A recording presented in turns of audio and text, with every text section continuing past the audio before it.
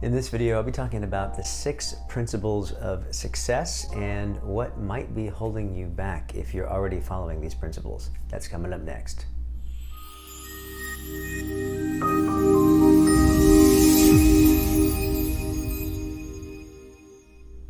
Hi, I'm Combies. I'm a life clarity coach and stress management consultant. So first off, what is success? Success obviously is a very personal thing. It depends on what you want to do. For the purpose of this video, we can look at the general definition, which might be the accomplishment of an aim or purpose.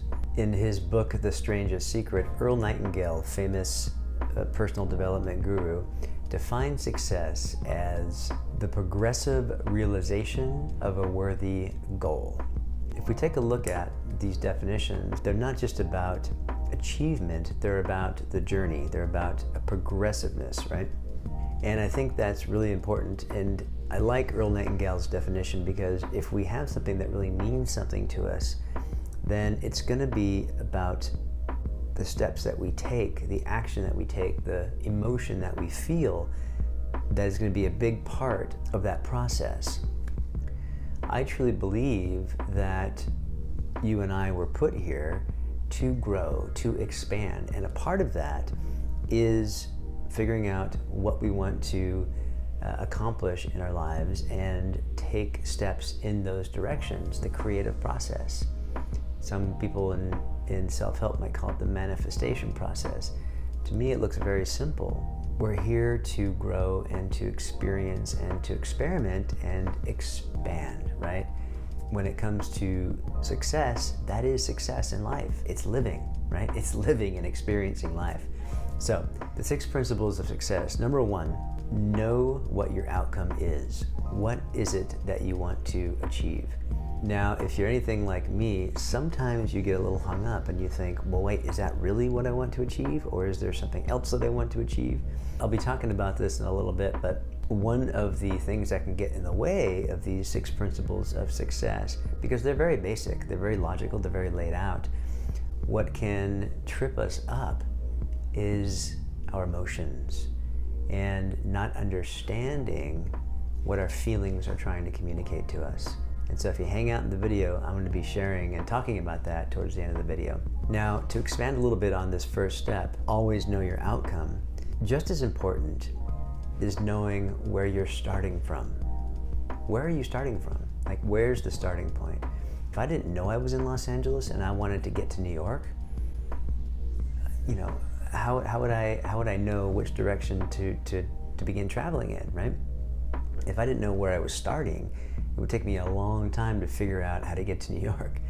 So knowing where you're at, taking inventory of yourself and being honest with yourself of where you're starting from, and that is just as important as it looks to me as clearly defining what it is that you want to accomplish. Step 2 is beginning to take the steps towards achieving your goal, so taking action.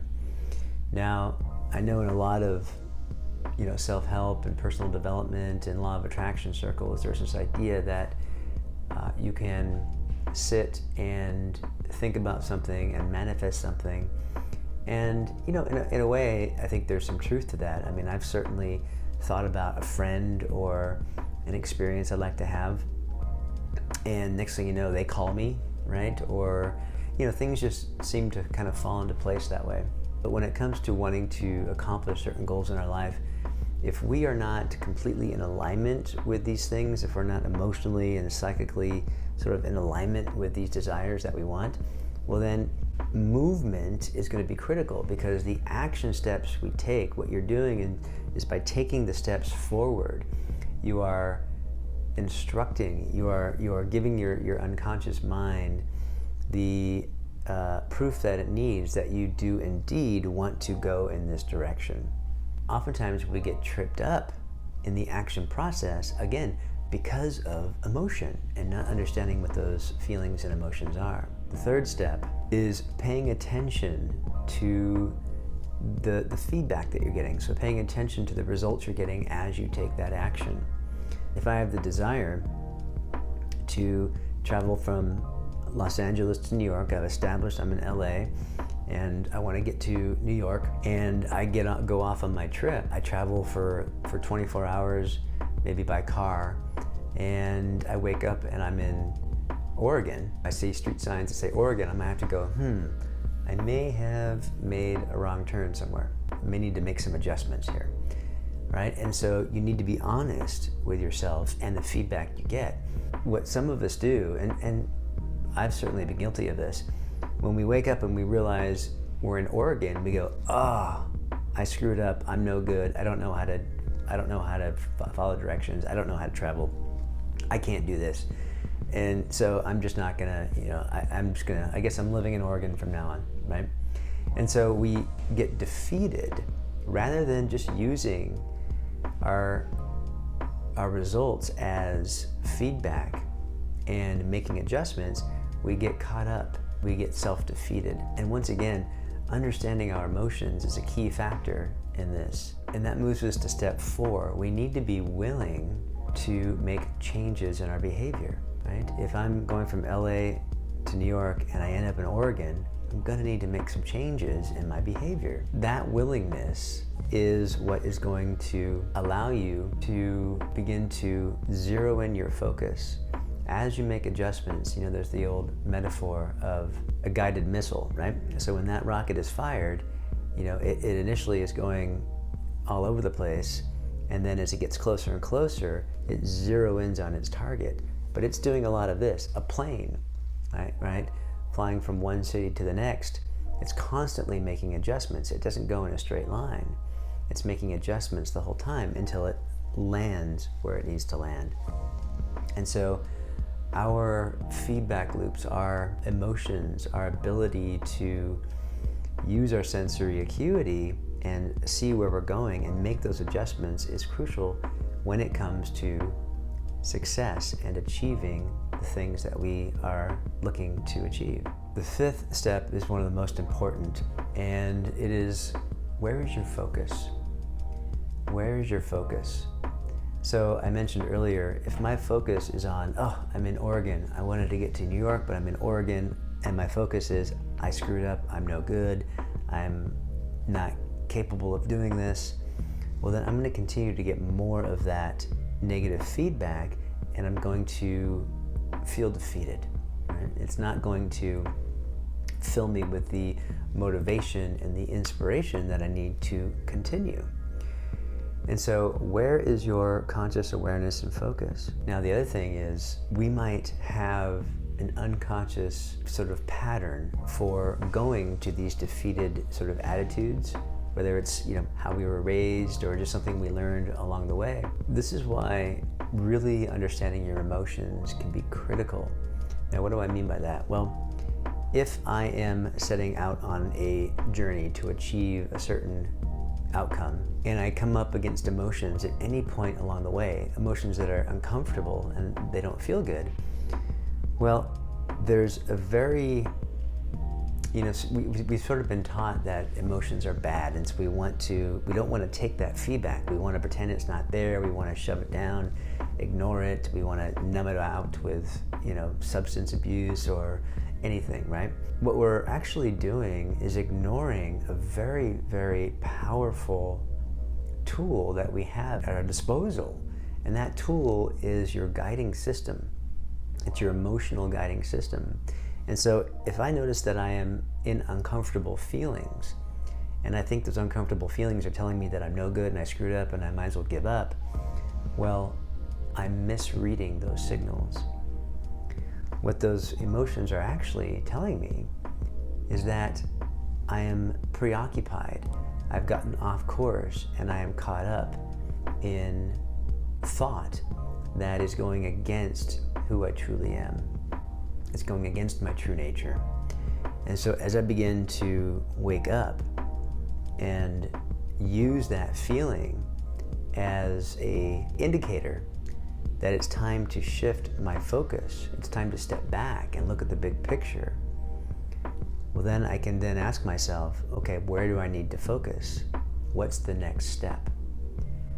And this is a very, very powerful distinction. Now, one of the things that I like to use as a tool is meridian tapping. Now, how might you use it in this scenario? Well, if I have unconscious belief that I've been carrying with me for most of my life, it can be difficult to see past it. And so if I'm attempting to accomplish something and I get locked in, I get swept away by this negative emotion, I might not see it as thought. I think it's reality.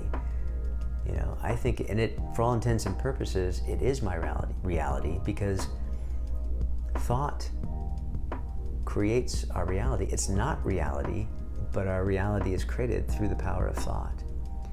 What that means is where I put my conscious attention and focus determines the reality I experience.